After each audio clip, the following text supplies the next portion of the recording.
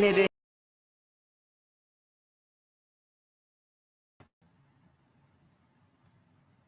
Refuse to lose, I'm built to win.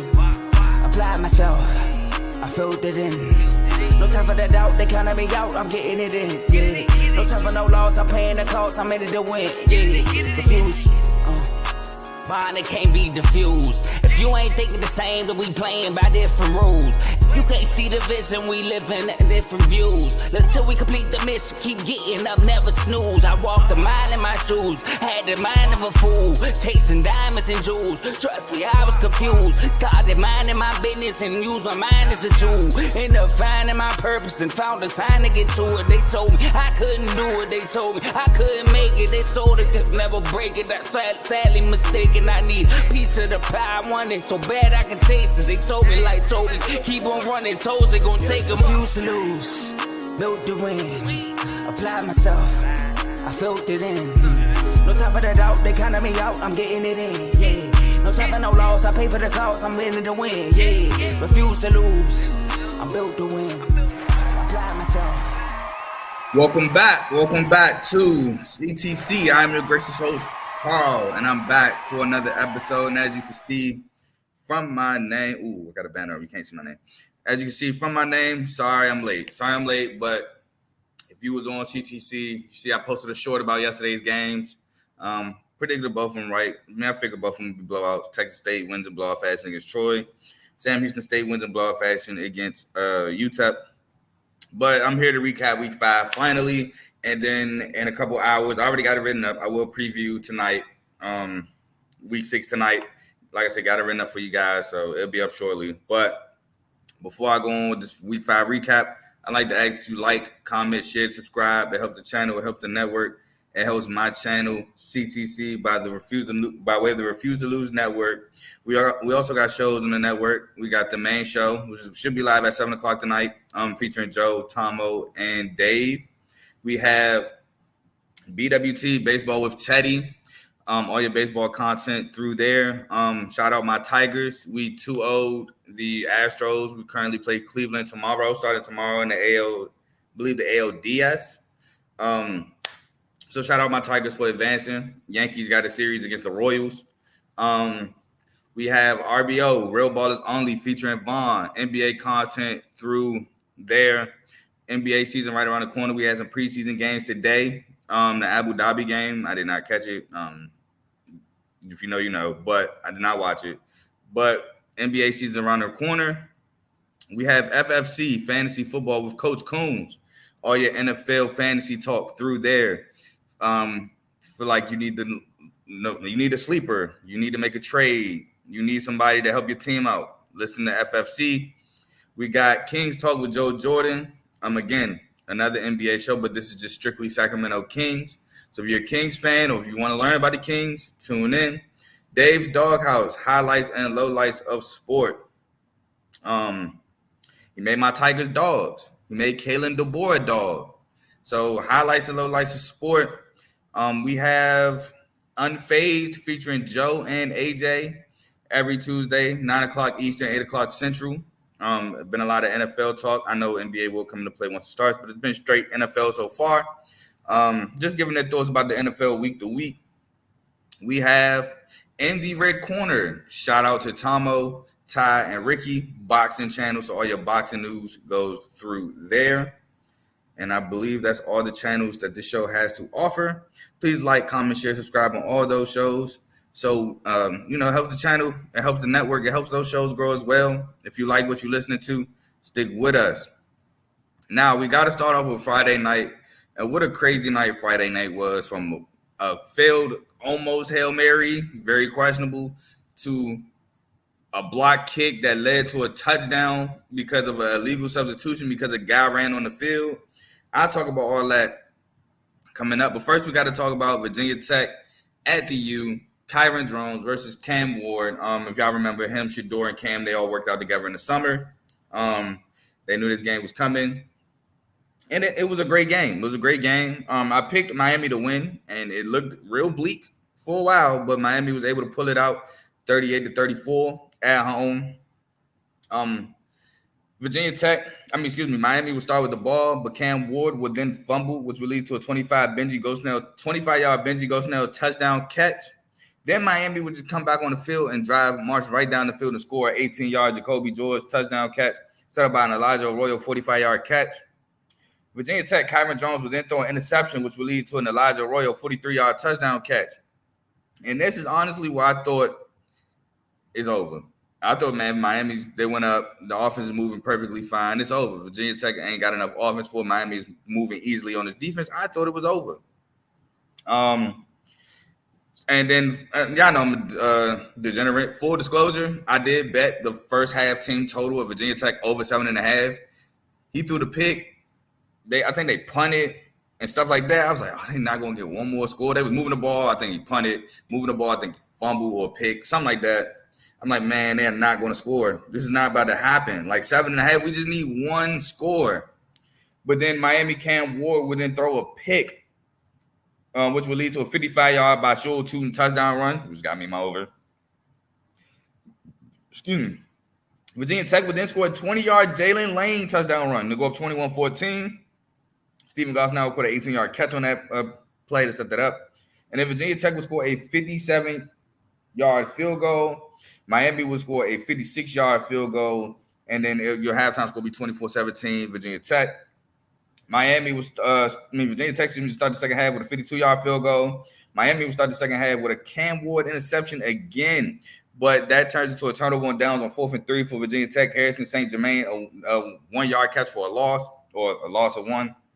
Leads to a Cam Ward 17-yard touchdown run. Then Virginia Tech scores a 16-yard Aiden Green touchdown catch set up by Jalen Lane, 21-yard catch.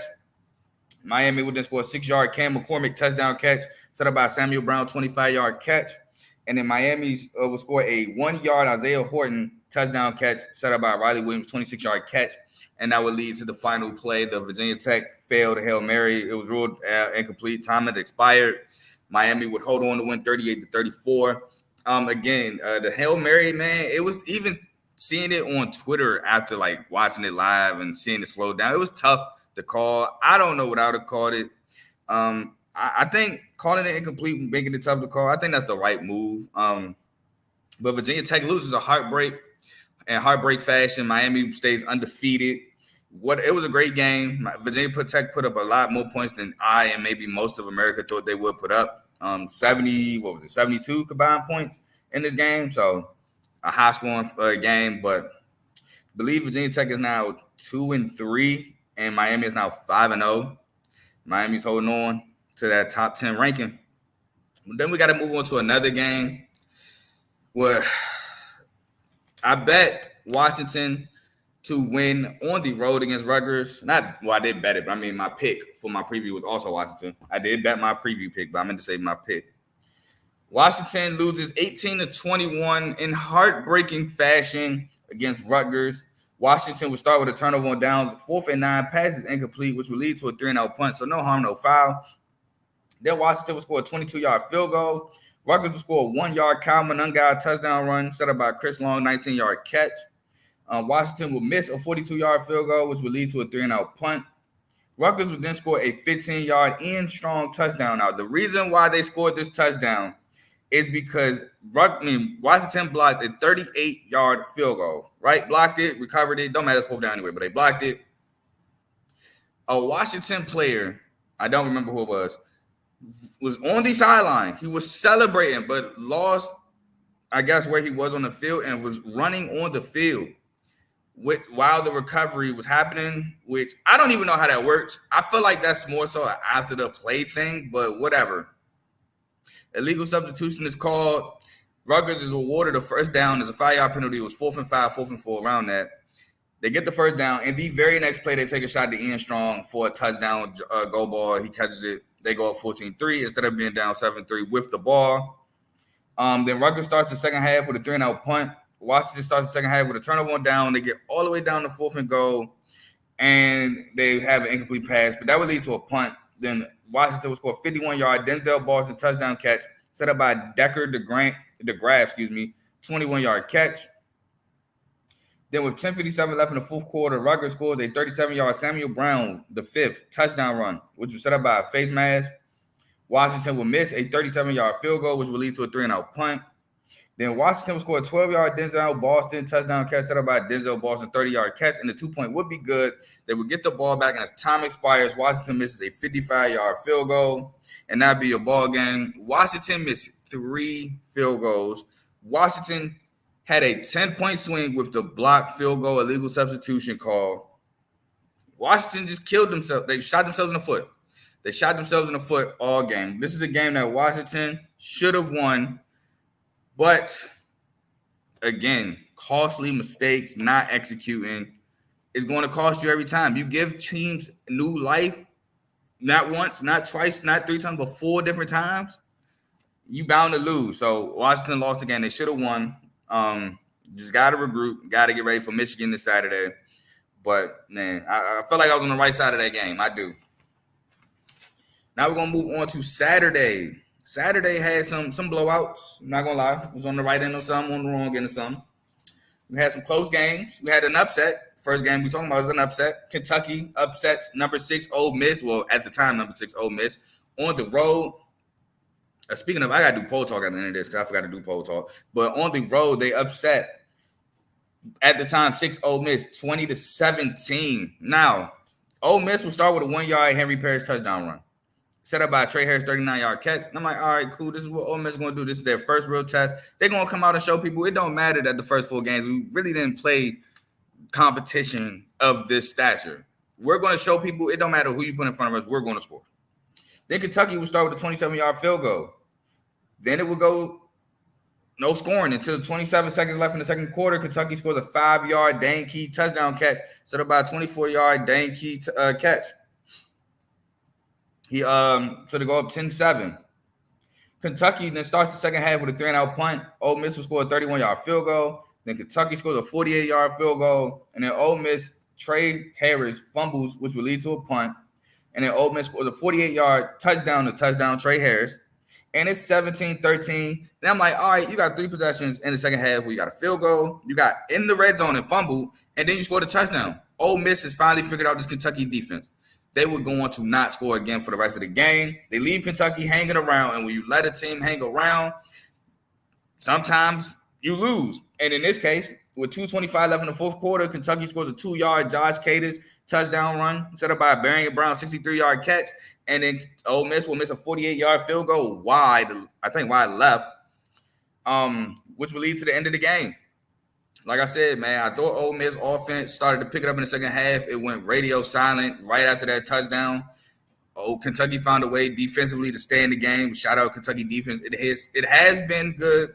Even in that South Carolina game, it was a pretty good defensive showing. Now, it wasn't as good as this or the Georgia game and stuff like that, but it was a pretty solid defensive showing by Kentucky. A pick 6 kind of ruined that. Big plays here and there kind of ruined that against South Carolina. But overall, that defense has been really good. And it kept them in the game long enough for Kentucky to figure out a way to score and win the game at the end. Shout out Kentucky scoring the upset. But we got to move on to another game, which technically this was an upset in terms of numbers, like rankings. But in terms of gambling and me, I didn't think this was an upset. I did. Oh, by the way, I picked Ole Miss to win. They lost. I picked K-State to win. Oh, one more note. I think they said this was Kentucky's biggest win against an underdog on the road since like 1970 or something like that. So that just lets you know how big of an upset this was. But now we can really move on to Oklahoma State 20th at the time, Oklahoma State at 23rd at the time, K-State. K-State wins 42-20. This was kind of a blowout. K-State will start with an 11-yard Avery Johnson touchdown run set up by a Ty Bowman 19-yard catch. Oklahoma State starts with a 35-yard field goal. Oklahoma State missed a 34-yard field goal right after that, which leads to a punt. But then they would come back and score a 77-yard DeJon Stribbling touchdown catch. But then K-State Avery Johnson will compact that by throwing a pick, which will lead to a 31-yard field goal. And they're down 13-7 at this point. But then K-State scores a 19-yard Garrett Oakley touchdown catch set up by DJ Giddens' 37-yard run to go 14-13. And then Oklahoma State will bobble the snap, which will lead to a 55-yard Jace Brown touchdown catch after K-State recovers. Oklahoma State will start the second half with a 3-and-out punt. K-State will start the second half with a 66-yard DJ Giddens touchdown run. Oklahoma State's Allen Bowman would throw his first interception of the game, but that would lead to a 3-and-out punt. Then with 1:57 left in the third quarter, K-State scores a 2-yard and I'm sorry if I mispronounce your name, Ancio touchdown catch. Avery Johnson set that up with a 21-yard run. Oklahoma State's Allen Bowman with those second interception, which will lead to an Avery Johnson 13-yard touchdown run. And then Oklahoma State's 4th and 1 turnover on down. CC Valahi, no gain on a run, leads to a 3-and-out punt. And then with 152, basically garbage time, Oklahoma State will score a 14-yard Trent Holland touchdown run set up by Rashad Owens, 25-yard catch. Again, just a blowout. Really, K-State came to play. Oklahoma State came out, went up 13-7, but as soon as K-State took the lead, it was over from there. And again, another game where it shows if you take out Ollie Gordon, Allen Bowman has yet to show he can consistently beat you. Lost last week. This week, 1 touchdown, 2 picks. Ollie Gordon did not have an Ollie Gordon game yet again because teams are game planning to get him out of it. Allen Bowman has to show that he can beat teams consistently. He's still yet to do that. It has been to Oklahoma State's detriment, which is why I didn't have them being in the Big 12 championship, to be completely honest. I believe my Big 12 championship was Utah K-State or Utah Iowa State. Not going to talk about Utah because they weren't previewed, but Utah did take a L. They were upset against Arizona. They do need Cam Rising back. I had them go undefeated pending Cam Rising plays in all games. He did not play in all the games. He did not play in this game. They lost. It was a game time decision. Didn't play. They lost. So we're going to move on to a blowout. I really don't have much in this game. I did pick Tulane to win. I thought it would be close. It was not. South Florida loses to Tulane 10-45. I just got some notes from the game. I'm not going to talk about it that much. It was a blowout. There's nothing really to talk about. Tulane is showing why they are my American Conference champions. South Florida punted on 4 drives in the first half. They fumbled twice, and they had 1 touchdown the whole first half. That's what? 6 drives, you get nothing, and then 1 drive you score. Tulane scored on 5 of 6 drives, including 4 touchdowns and 1 field goal. They punted once the entire first half. So Tulane put up 31 points in the first half alone. Then USF will only score 1 field goal to start the second half, and that's it. After that, nothing. Tulane would score 2 touchdowns after punting in the second half, and they killed 11 minutes and 29 seconds on their final drive of the game. So just straight domination. Darian Mensah balled. He had a great game. I think Julian Fleming is there. No, Julian Fleming is at Penn State. Let me make sure it's not Julian Fleming because there's a Fleming. I just got to make sure it's not Julian. But he had a good game. Mario Williams had a good game. No, it's Dante Fleming. I think it's Dante Fleming. Julian is the one at Penn State. Let's see. Wrong team. Tulane. Yeah, it's Dante Fleming. My apologies. But yeah, he had a good game. Let him receive him. Mekhi Hughes didn't even have that great of a game. He had a decent game, but he didn't have a Mekhi Hughes standard good game. And they won in blowout fashion. But we're going to keep it pushing. We're going to go to 22nd at the time ranked BYU beats Baylor on the road, 34-28. Now, if y'all remember, I did pick BYU to win, and I said this game, the wrong team was favored. BYU were underdogs in this game. I did not understand it, could not see how. And they showed up and showed out, tried to throw the game away late. Not really throw it away, but tried everything in their power to give Baylor a chance to win it. This is an example of letting teams hanging around but still winning. They were up 28-7 at one point, and then at one point it became 34-28 with a chance to win it for Baylor, and Baylor just didn't get it done. But BYU jumped on them early with a 26-yard Miles Davis touchdown catch set up by Darius Lasser, a 24-yard catch. Baylor then starts with a Sawyer Robertson interception, which will lead to a 2-yard Chase Roberts touchdown catch. Baylor turnover on down, 4th and 1. Bryson Washington, 2-yard loss, leads to Jake Retzlaff, 17-yard run, touchdown run. Baylor would then score a 20-yard Sawyer Robertson touchdown run set up by Josh Cameron, 34-yard catch. But then BYU scores a 44-yard Darius Lasser touchdown catch to go up 28-7. With 2:10 left in the second quarter, Baylor scores a 1-yard Josh Cameron touchdown catch set up by Josh Cameron, 19-yard catch. And then BYU would score a 54-yard field goal. And Baylor would miss a 50-yard field goal before the half, making it 31-14 at half. BYU only scored 3 points in the second half. Baylor would miss a 50-yard field. Baylor would start with the second half with a 15-yard Ashton Hawkins touchdown catch. Shout out the rookie from the transfer from Texas State. Set up by Josh Cameron, 18-yard catch. BYU would start with a 37-yard field goal. BYU Jake Retzlaff throws a pick, which would lead to a 4th and 5 Sawyer Robertson 2-yard run. turnover on down, excuse me. It was a turnover on downs, 4th and 5. Sawyer Robertson had a 2-yard run, which turnover on downs, this was a crazy situation. So you get the pick, then you get the turnover on downs, then you get the 49-yard field goal missed by BYU, which would essentially put the game out of reach. Then you have the 23-yard Josh Cameron touchdown catch. So you have a 10-point swing in the midst of a pick and a turnover on downs.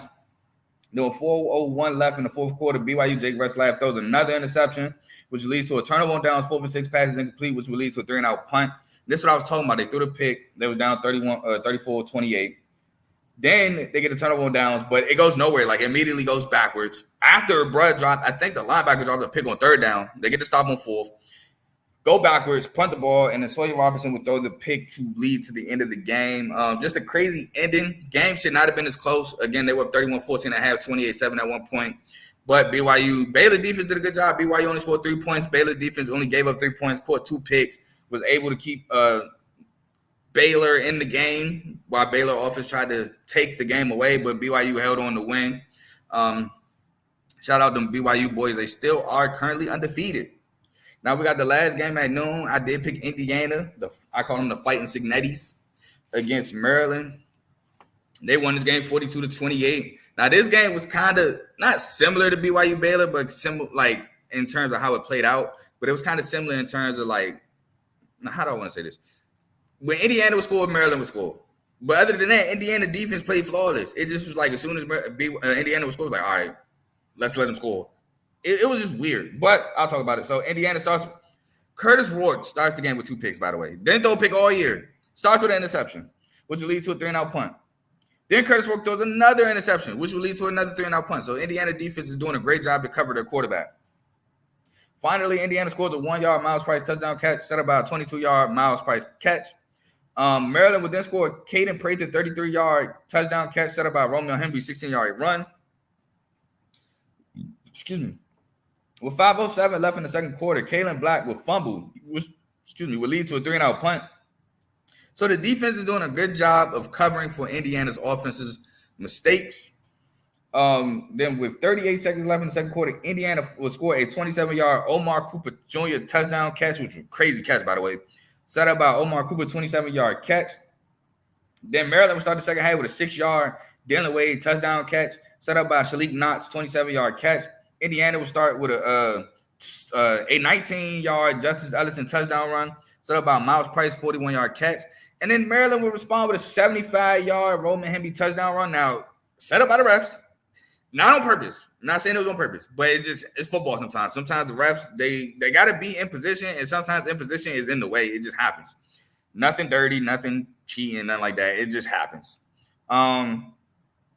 With 40 seconds left in the third quarter, Indiana scores a 13-yard Elijah Surratt touchdown catch. Elijah Surratt set it up with a 14-yard catch of his own. And then Indiana will score a Donovan McCulley 12-yard touchdown catch. Elijah Surratt set it up with a 36-yard catch. And this is where Indiana pulled away, in my opinion, to win the game, going up 2 scores. With that defense, it's tough to beat Indiana. Maryland turnover downs, 4 for 10, passes incomplete, which will lead to a Curtis Rourke fumble, which will lead to a 4th and 17, turnover downs, passes incomplete, which will lead to a Tyson Lawton 14-yard touchdown run. And then Maryland will score a 12-yard Roman Henry touchdown catch, set up by Braden Wislowski, 37-yard catch. And then Maryland will turn the ball over on 4th and 15. Kalen Wright, 1-yard loss, which will lead to the end of the game, leading the final score 42-28. Like I said, I picked Indiana to win. Indiana defense did a great job this game, an amazing job covering 14, because it's hard for a team to have 4 turnovers, 2 picks, 2 fumbles, and to win the game by multiple possessions. But that's just how good Signetti has his defense. What could have been at MSU, man? Y'all know I wanted Signetti. I wanted Signetti at MSU, and he's doing a great job with Indiana. Indiana's what, 5-0 with wins over UCLA and Maryland. 1 game away from being bowl eligible. Signetti is doing a great job at Indiana, man. I have nothing but great things to say for Signetti there. He's turned the program over basically overnight. Yep, 5-0. Man, shout out to them. They should be in a bowl game this year. We're going to move on, though, to Louisville at Notre Dame. Now, I did pick Louisville in the upset. Well, upset in terms of gambling. They were 15th ranked at the time. Notre Dame was 16th ranked. And I picked it because Notre Dame's offense has not been great throughout the entirety of the year. They had a good performance against Miami of Ohio. Not great. But it seems like they've may have found something putting up 31 against Louisville. Now, especially with Louisville, so we'll start. Notre Dame would get the ball first, but they would fumble to open the kickoff. Devin Ford fumbles, which will lead to a Isaac Brown 10-yard touchdown catch for Louisville to go up 7-zip. Gambling wise, I did take 6.5, and this is the only leg that lost. I'm so mad I didn't take it up a point to cover the hook, but we move. Notre Dame scores a 6-yard Jeremiah Love touchdown run set up by Jaden Greathouse 19-yard catch. Louisville, Tyler Shuck fumbles, which will lead to a Jaden Greathouse 34-yard touchdown catch. Then Louisville again fumbles, which will lead to a 4-yard Riley Leonard touchdown run. Then Notre Dame's Jadarian Price would fumble, which will lead to a Ja'Cory Brooks 5-yard touchdown catch. Tyler Shuck would throw another interception, which will lead to a 48-yard field goal. Then Louisville, from 4th and 1, Donald Chaney run for no gain, which will lead to halftime. Louisville will start the second half with a 3-and-out punt. Notre Dame will start the second half with a punt. Louisville will turn the ball over on downs, 4th and 2, passes incomplete, which will lead to a punt. Notre Dame will turn the ball over on downs, 4th and 3, 2-yard Riley Leonard run, which will lead to a 56-yard field goal for Louisville. Notre Dame will score a 32-yard Jeremiah Love touchdown catch, set up by Jaden Harris, 34-yard catch. Louisville will score a 24-yard Ja'Cory Brooks touchdown catch to make it 24-31, and then Louisville on 4th and 6 after the delay game on 4th and 1 would go pass incomplete, which will lead to the end of the game. Louisville lost a heartbreak. Well, I want to say they lost a heartbreak. It was just you had so many turnovers.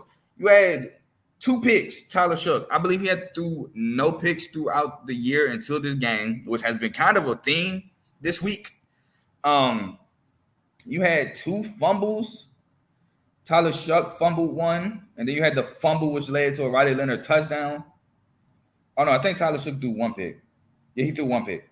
Tyler Shuck had 1 pick, 2 fumbles, 3 turnovers. Notre Dame defense was able to create some turnovers to create extra possessions for their offense, and that was ultimately, again, the reason why Notre Dame won the game, extra possessions. Nothing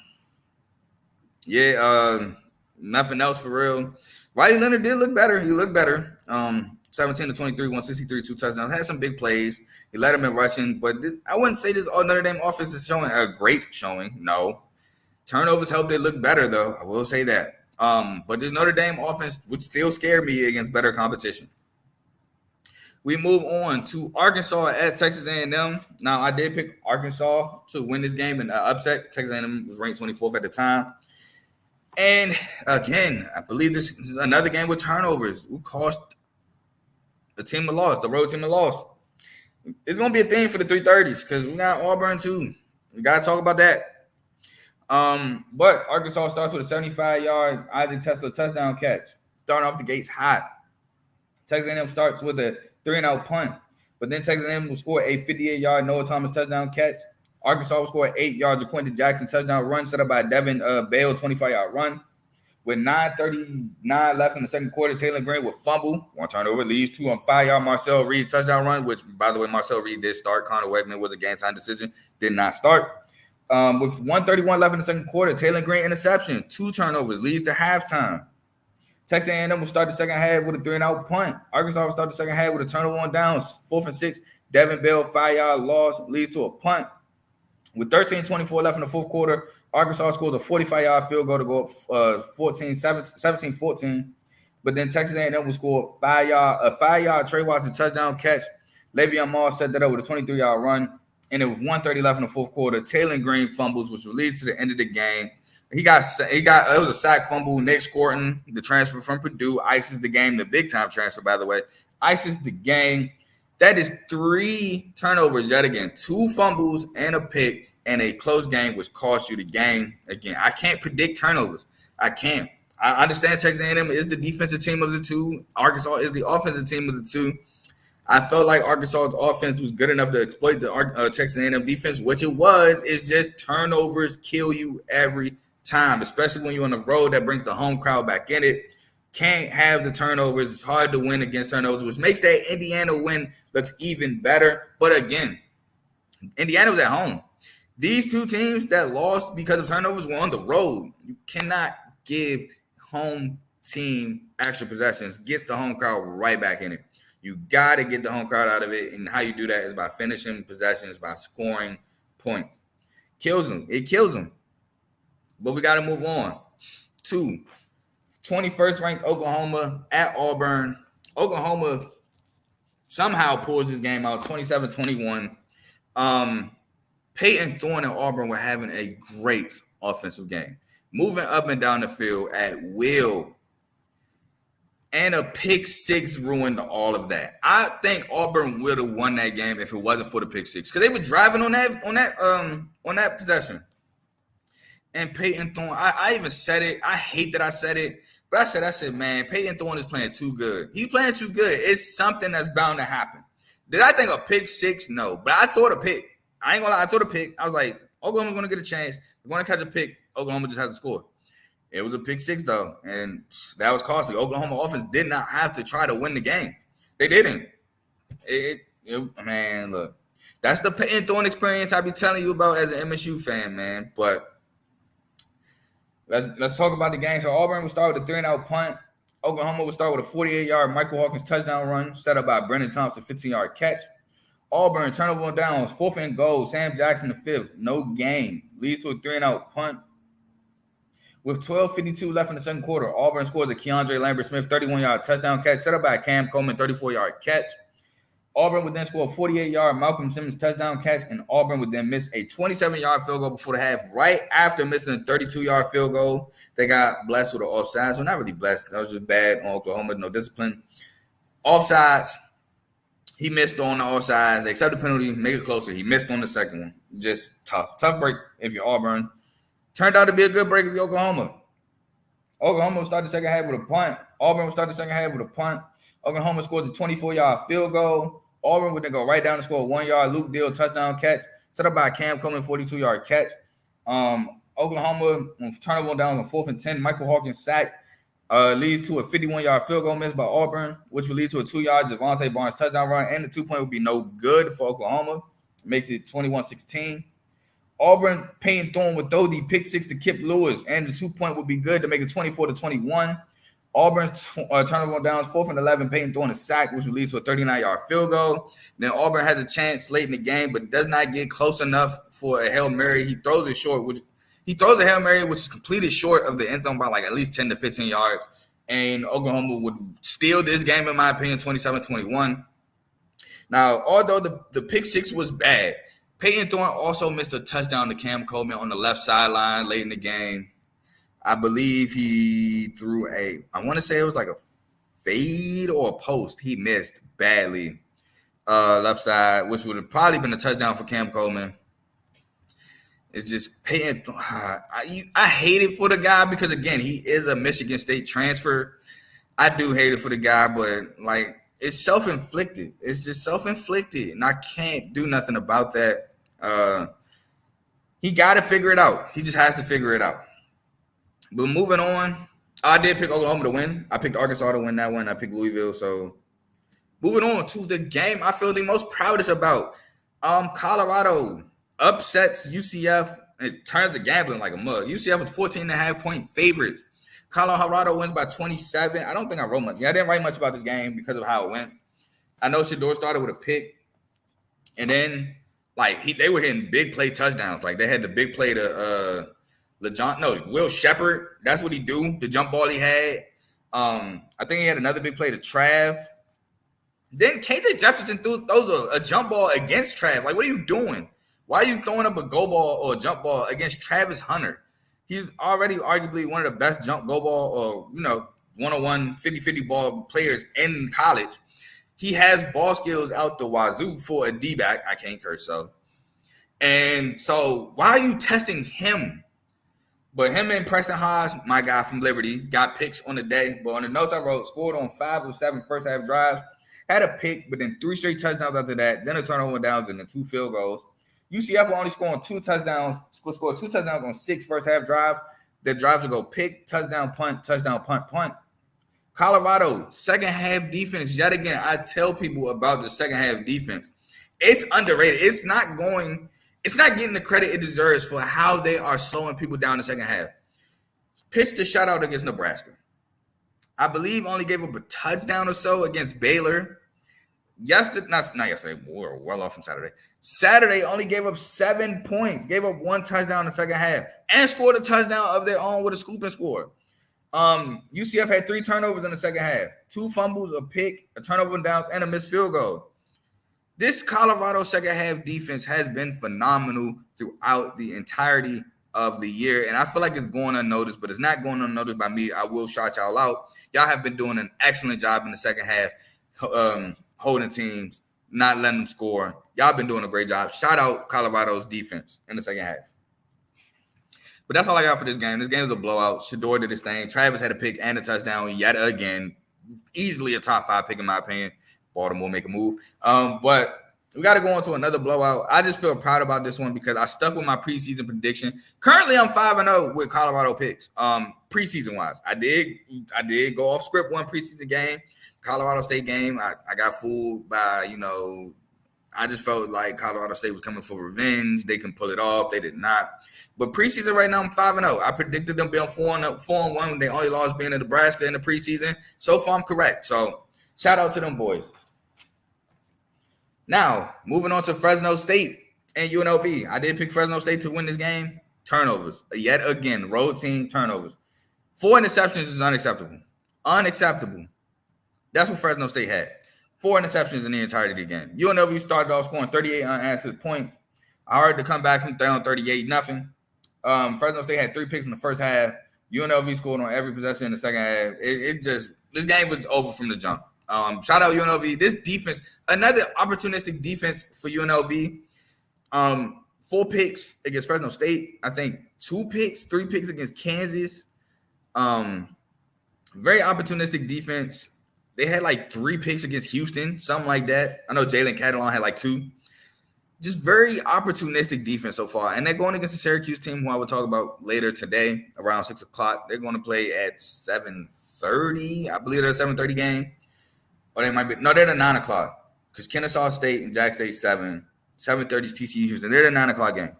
But, man, this UNLV team dominant so far in terms of turnovers. Very opportunistic. Can be had, though. If they're not creating turnovers, they can be moved on. Kansas was moving the ball left and right on UNLV, which kind of poses a bit of a problem. But, again, very opportunistic defense. We're going to move on to the late night games. I did pick Clemson to win this. Excuse me.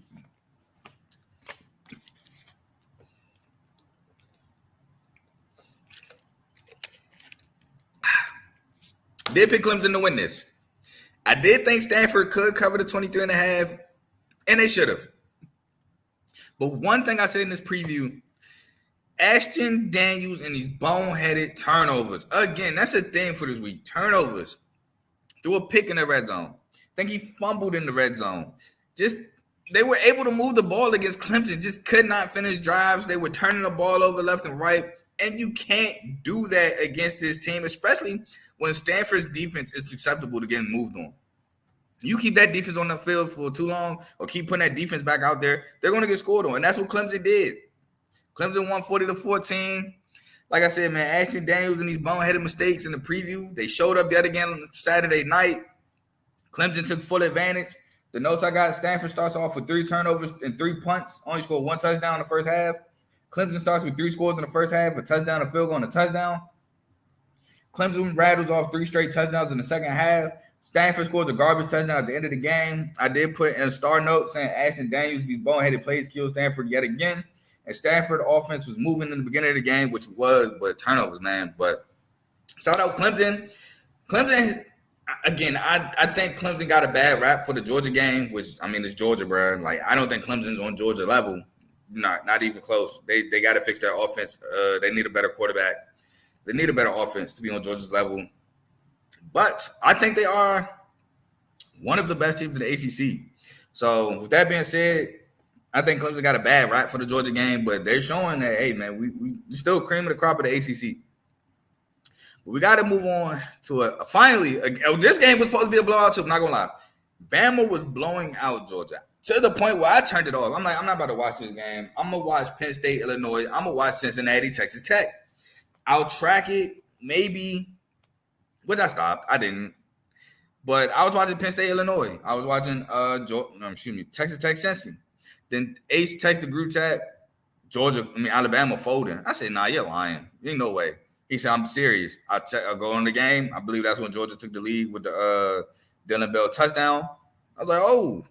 No, I actually go in the game when Georgia goes down 27-33. Was it 27-33 or 26-33? It was something like that. No, Bama had 33. Georgia, I believe, had 28. It was something like that. Something around that score. That's when I tuned in because Dylan Bell scored the deep touchdown. And I'm like, oh, Bama really might be folding. Like, what's going on? Then Georgia takes the lead. But then Ryan Williams, the phenomenal freshman. I know people be like, man, I'm tired of people saying he's 17. But y'all don't understand how crazy it is for a guy who's supposed to be a senior in high school to be dominating SEC talent at 17. He's supposed to be in high school, and he's dominating SEC talent. That is insane. So, yes, people, including myself, want to keep pointing out that he's 17 because, bruh, that's crazy to fathom. And him and Jeremiah Smith, they're doing crazy things as freshmen. He had 177 yards against Georgia. That 75-yard touchdown, great ball, great tracking skills, by the way. Way to go high point the ball as a receiver. Then he makes two guys miss, and he's gone. That's an insane play for a 17-year-old to make. I think people say that as well because of the potential of this guy. Like, bro, he's doing this at 17. Imagine when he's a junior. Because I don't see no senior season from this guy. Imagine when he's a junior. It's going to be crazy. But Bama manages to hold on to win 41-34. Bama will start with a 7-yard Jalen Milroe touchdown run. Well, he went stupid this game. He went crazy. He went bonkers. Emmanuel Henderson junior set that up with a 34-yard catch. Georgia will start with a punt. Bama would then score a 16-yard Jan Miller touchdown catch set up by 23 yards. Justice Haynes run. Georgia Carson Beck would throw a pick, which would lead to a 7-yard Jeremy Bernard touchdown run. Bama would score a 36-yard Jalen Milroe touchdown run set up by C.J. Dupree 15-yard catch. Georgia would score a 7-yard Trevor Etienne touchdown run set up by Arian Smith 20-yard catch. Bama turnover on downs 4th and 1. Jan Miller loss of 1 leads to a Carson Beck interception, which will lead to a Jalen Milroe interception, another crazy event, which will lead to a safety for Bama. So Georgia gets the safety. So 2 points for Bama, which will lead to a punt. Then Georgia will start the second half with a 3-and-out punt. Bama will start the second half with a 3-and-out punt. Georgia will score a 12-yard Arian Smith touchdown catch set up by Dominic Levitt 32-yard catch. The 2-point is good. Bama will score a 28-yard field goal. Georgia Carson Beck will fumble, which will lead to a 3-and-out punt. Georgia will score an 8-yard Lawson Lucci touchdown catch set up by Kobe Young 34-yard catch, but the 2-point would be no good. Georgia then scores a Dylan Bell 3-yard touchdown run set up by Arian Smith 47-yard catch. Georgia will score a 67-yard Dylan Bell touchdown catch. This is when I tuned in. 2-point is no good. And then Bama. My bad. Dylan Bell 3-yard run was the 28. The big touchdown was to go up. Bama would then score a 75-yard Ryan Williams touchdown catch, which I already just talked about. That play was absolutely insane. The 2-point would be good. And then Carson Beck would throw a pick, which would lead to the end of the game. Y'all know what the theme of the week was. Road team turnovers, man. That's what killed them. Georgia defense did a great job in the second half to keep them in the game, but road team turnovers. Carson Beck throws a pick to lose it. Well, not lose it, but to prevent tying the game up. You had fumbles. You had another interception. I believe Carson picked Beck through 2 picks. It's just turnovers on the road are deadly. You're in Bama. This is a tough environment to play in. You're Kirby Smart. Bama has Kirby Smart number. Now, like I said, it's been Nick Saban, not Kalen DeBoer. But Kalen DeBoer, not at Bama, but at Washington, had Kirby Smart number.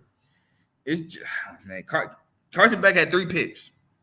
3 picks, right? You compound 3 picks with a fumble. 4 turnovers for Georgia. You're not beating a Bama with 4 turnovers. And that just shows you how good Georgia is to be within 1 point, to take the lead. With 3 turnovers, the 4th one cost them the game. But with 3 turnovers, you still take the lead. Georgia's still scary. But you're not winning many games with 4 turnovers. Not on the road, at least. But we're going to have to move on to a defensive game, which was kind of defensive, but kind of sloppy. Illinois loses to Penn State 21-7. I did pick Penn State to win, but I picked Illinois to cover the spread. The spread I picked them to cover at the time was 17.5, which didn't matter. It closed at 19.5. I picked them to cover it, and they daggone sure did. Shout out my boy Luke. Won some money because of it. Yeah, we'll talk about this game. Penn State was just unstoppable on the ground. I believe Nick Singleton and Katron Allen both averaged over 6 yards to carry. They like I said, on the ground. Illinois had no problem. It seemed at one point every run Penn State got was a first down run. Every rushing attempt was a full first down. Illinois came out hot though first drive. They scored on their first drive. I'm like, oh, okay, Illinois offense really might be cooking this year. Didn't score for the rest of the game. I cannot make it up. Did not score for the rest of the game. They moved the ball so surgically down the field. My boy Zachary Franklin was making catches. I was like, this is the game I've been waiting for Zachary Franklin. Didn't have another catch. I think he had one more catch the rest of the game. It just Illinois, they got me here and I finished here. But they still kept it close. 19th ranked at the time, lost to 9th ranked Penn State at the time. I think Illinois still ranked. I know Penn State still ranked, but I think Illinois still ranked.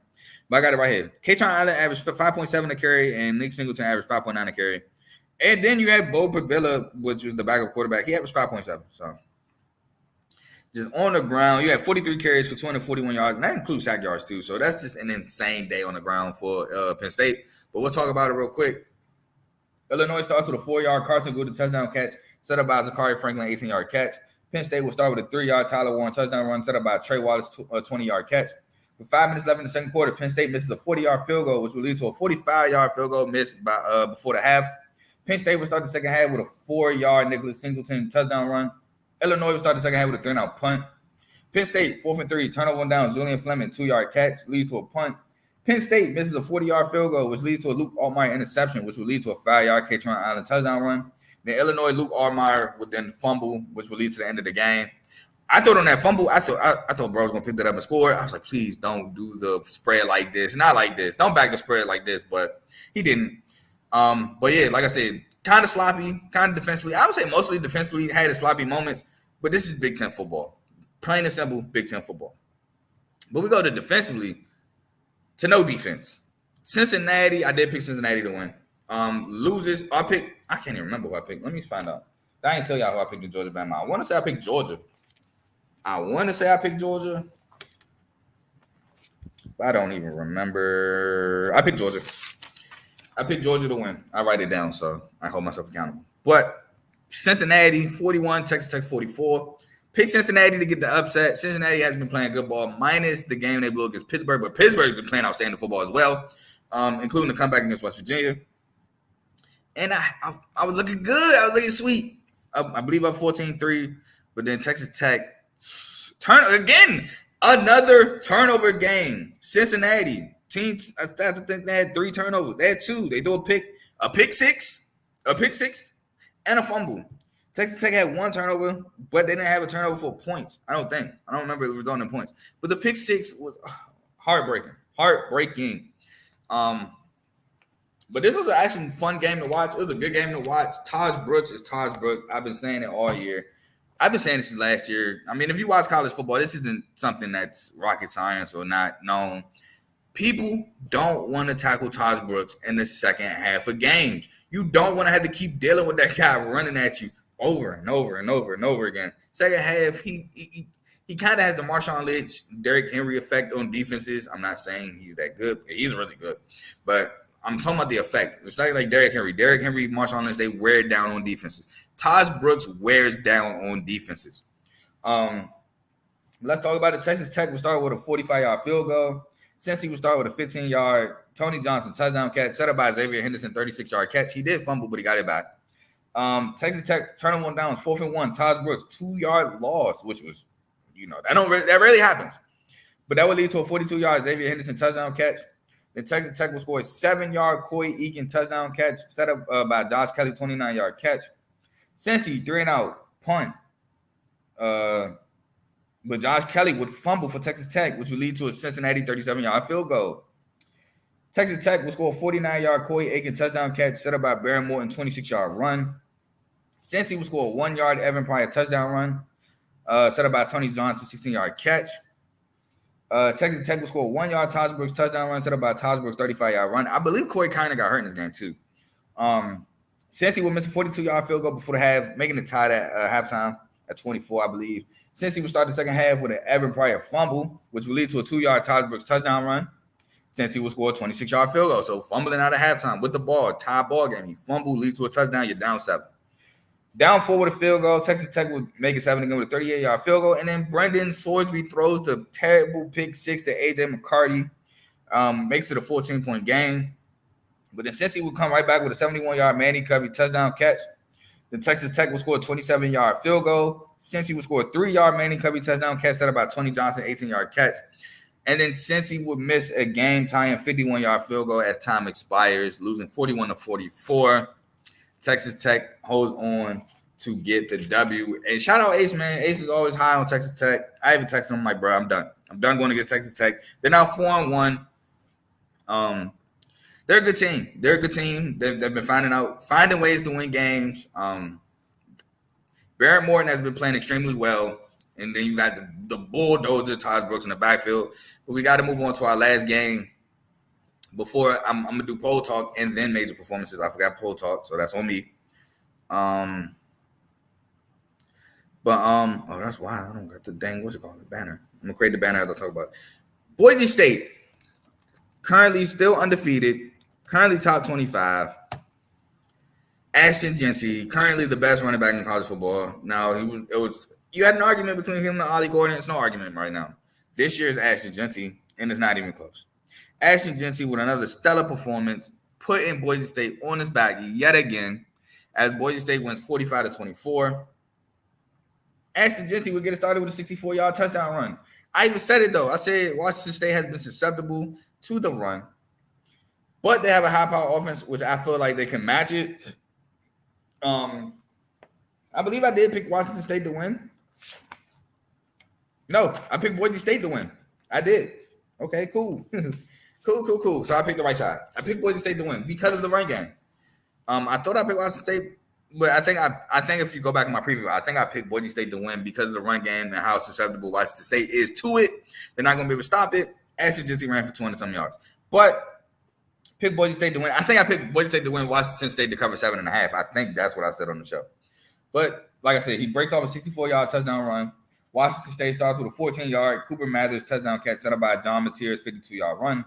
Washington State 4th and 2, turnover on downs. John Mateer run for no gain, leads to a Maddox Madsen interception, which will lead to a 3-and-out punt. Then Boise State will score a 29-yard field goal. With 8:27 left in the second quarter, Washington State scores a 35-yard field goal. Boise State scores a 14-yard Ashton Genty touchdown run, set up by 3 defensive penalties. Washington State, John Mateer will then throw an interception. Road team turnovers leads to halftime. Washington State second half started with a punt. Boise State starts second half with a punt. Washington State turnover on downs, 4th and 1. John Mateer run for no gain, leads to a 22-yard Matt Luter touchdown catch. Washington State scored the 33-yard Kyle Williams touchdown catch. Kyle Williams set it up with a 19-yard catch of his own. Boise State will score a 59-yard Ashton Genty touchdown run. Then Boise State scored a 2-yard Ashton Genty touchdown run, set up by a 19-yard Ashton Genty run. Then Washington State turnover on downs, 4th and 10. John Mateer sack leads to a 34-yard Matt Luter touchdown catch. Washington State will score a 1-yard Leo Pelusi garbage time touchdown run, set up by Kyle Williams' 36-yard catch. And that will lead to the final score of 45-24. Again, road team turnovers, losing the turnover battle. Well, actually, it was tied. I thought John Mateer fumbled, but no. They had a bunch of turnover on downs. They had the fumble. I mean, the pick, excuse me. They had the pick.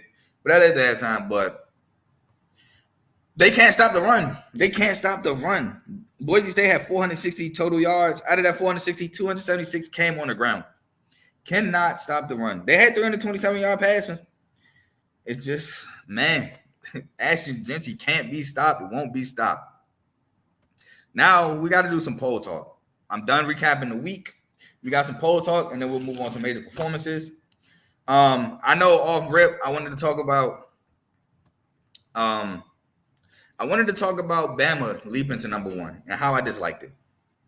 Now, I dislike it because Texas was currently number 1, right? Now, normally when a team gets leaped, it's because they might have won, but they didn't do what they were supposed to do. They underperformed. The game was close. Texas did none of that. Down their starting quarterback, Texas has still dominated these games. And I understand that Georgia is a better resume win than Michigan. I get that. But you cannot fault Texas for doing their job against their schedule. It's not like Texas has been eking out games with a backup quarterback. It's not like Texas has been underperforming. They've been blowing teams out. As I look at these Texas scores, 35-13 Mississippi State with a backup quarterback. I understand Arch Manning would start most other places, but he's still a backup here. That's how good Texas is. UL Monroe, 51-3. UTSA, 56-7. Now, I think UTSA was like halftime when Ewers got hurt.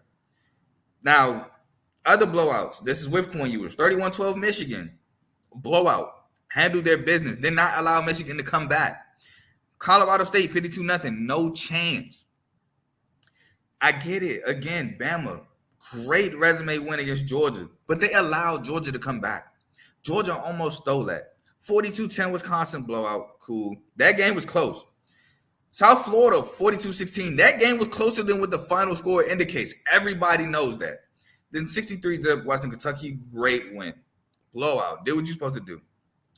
But I feel like you're not rewarding Texas for being able to continue to do what they do with a backup quarterback. They should still be number one in the rankings.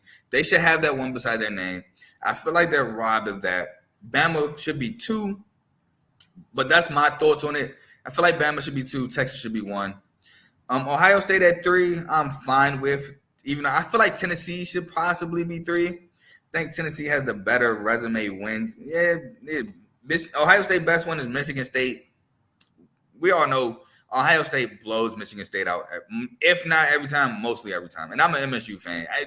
I even said I had us losing. Just as long as we don't lose by 40, I'm cool. Tennessee, on the other hand, beat ranked Oklahoma, beat ranked NC State at the time. That was fraudulent, but they were still ranked at the time. Blew out Kent State 71-0. Blew out UT Chattanooga 69-3. I think Tennessee should be 3. Ohio State should be 4. Georgia at 5, I'm cool with. They lost to Bama. It's Bama. Oregon at 6, cool. They were struggled early. They've picked it up now. Penn State 7, jumping up Miami after Miami struggled. Fine with. VTech showing they're not really what they thought. A lot of people thought, including myself, I had to go 10-2. They're not as good as a lot of people thought, including myself. So Penn State jumping them, I'm cool with. Miami 8, fine. They're still undefeated. Mizzou at 9, fine with. Michigan at 10, I kind of have a problem with. The only reason why I have a problem with Michigan being 10 is because they can't throw the ball. They can't. They're above USC, which is fine because they beat USC head-to-head. That's fine. But both of them should be back maybe. But then I look, all right, so I have an issue with it, but then I look at the teams behind them, then it's like, dang, I really can't. Because, USC's 11. They lost to them. Ole Miss is 12. They just took a bad L to Kentucky. LSU is 13. Can't put LSU in front of USC. Do I think LSU is better than Michigan? No. So it's like I have an issue with it, but I really can't. 14, Notre Dame. I think that's too high. Again, Notre Dame is not a ranked team to me. Their schedule is so easy, so you can look at it and go 4-1. They're 4-1. Oh my God, but the schedule is I won't say easy, but it's favorable. So favorable. I feel like that loss to Northern Illinois should put them out the rankings for a very long time. They jumped right back in. And now they're 14. It's, just college sports and having a you-know-what for Notre Dame. But I digress. Clemson at 15 is fine with me. I think Iowa State at 16 is fine. I wouldn't be mad if Iowa State was over Clemson in my opinion, but that's just me. I wouldn't be mad if BYU was over both of them at 17, to be completely honest.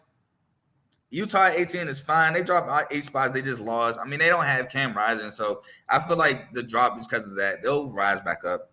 No pun intended. Oklahoma 19. They move up 2 spots. I feel like Kansas State should be in front of them. Eked one out against Auburn. Albeit, not really with a backup because they made that change. So I feel like Kansas State should be in front of them at 19. Oklahoma should be 21. I feel like Boise State should be 20. Now, Boise State does have a loss, but it was to Oregon. It was to Oregon. A 3-point loss to Oregon. I think Boise State should be in front of Oklahoma, but behind Kansas State. Louisville at 22. I think Indiana should be in front of Louisville. I wouldn't even be mad if Indiana was at 19. I wouldn't be mad if Indiana was at 18. Indiana is too low for me. Illinois at 24. I feel like it's fair. And I hate this. Why are there 2 25s? Pick one. And it should be UNLV. Texas A&M 25. UNLV is 25. Pick one. I think it should be UNLV until UNLV loses. But UNLV has been doing a good job. Texas A&M offense does not look good, man.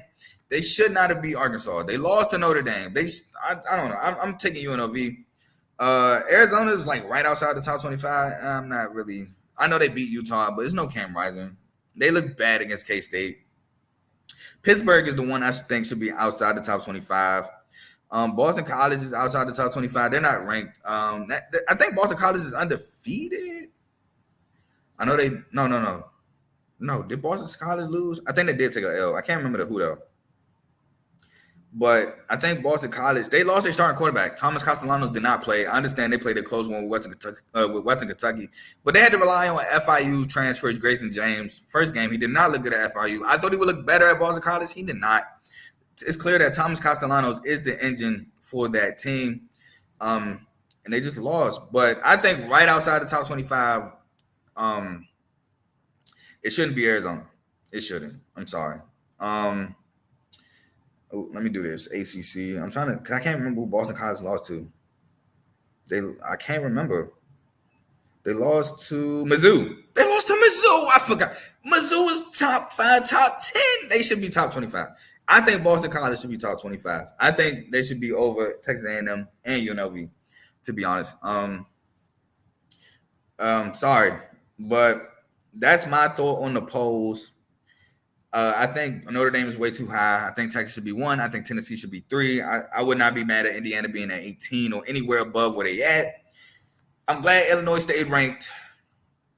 But we got to move on from poll talk to major performances. Major performances. Let's get the noise ready. All right. I have 1, 2, 3, 4, 5, 6, 7, 8, 9, 10, 11, 12, 13, 14, 15, 16, 17, 18 names this week. So let's start with touchdown Trey Harris.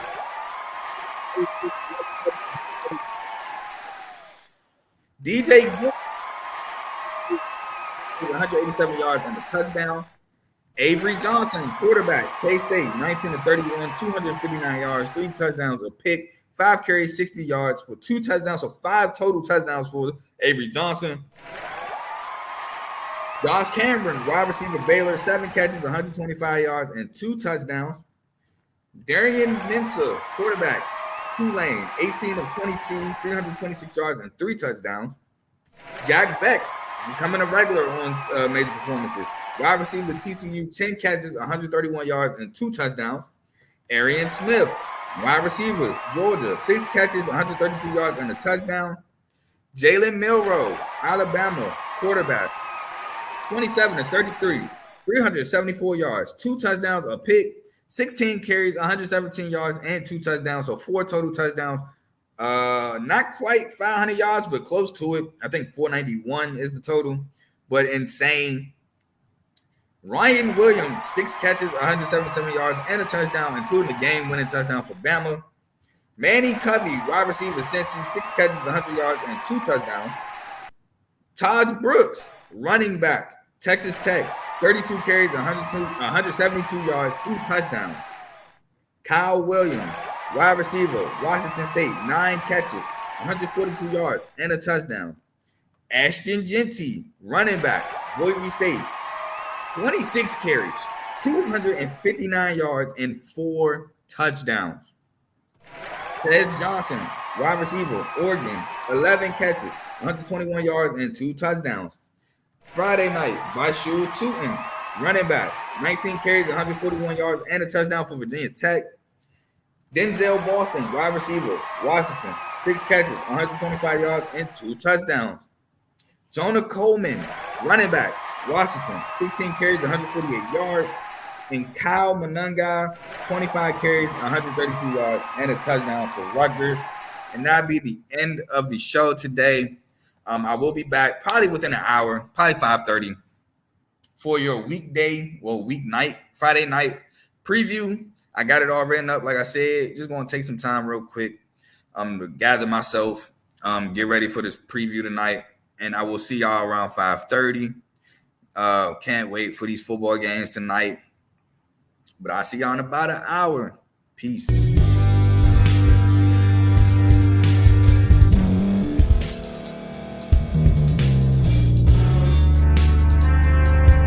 Thank Thank you for staying to the end. If you're watching this on YouTube, please like this video, subscribe, and also hit that notification button so you can be notified next time we put out a video. If you're listening on any podcast platform, subscribe and hit that notification button, y'all, so you can be notified we put out another podcast audio. And last but not least, hit that share button. No matter what you're listening to or watching it, hit that share button and send it to somebody that you know that would love to watch this episode you just listened to. So once again, thank you for staying to the end, and we'll see y'all in the next episode.